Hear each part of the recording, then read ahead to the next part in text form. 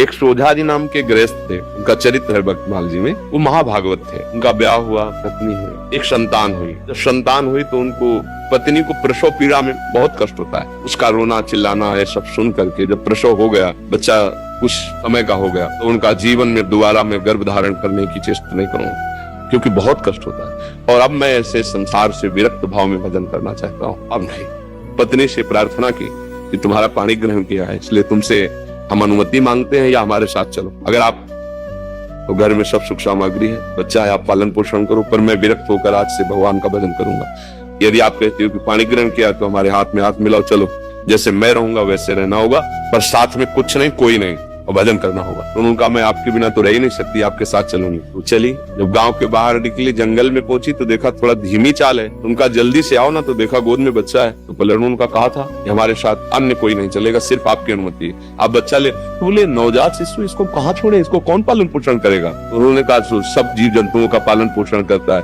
वही भगवान करेगा, या तो वापस हो जाओ या बच्चा यहीं छोड़ दो। कैसे छोड़? उनका भगवान का भरोसा, छोड़िए यहीं बच्चा या वापस जा। वो महाभागवत थे और पत्नी अपने पति को भगवान मानती थी। छोड़ दिया बच्चा। 12 वर्ष तक भजन साधन, एकांत तीर्थों में भ्रमण। जब उन्होंने अपनी पत्नी की तरफ देखा तो उसको एकांत में बार बार क्या हुआ होगा मेरे बच्चे। तो उनका चलो आज तुम्हारे अंदर जो बार बार एक प्रश्न रहता है उसका उत्तर दिला देते हैं। अपने गाँव में आए, बाहर बैठ गए। 12 वर्ष में दाढ़ी बाल ऐसे तो कोई पहचान नहीं। तो उन्होंने पूछा कि यार तुम्हारे गांव में एक सोजा जी थे, सुनाओ संत बन गए, उनके कोई संतान थी, क्या हुआ आपको पता है? तो उनका अरे भाई उनके भाग्य क्या कहने।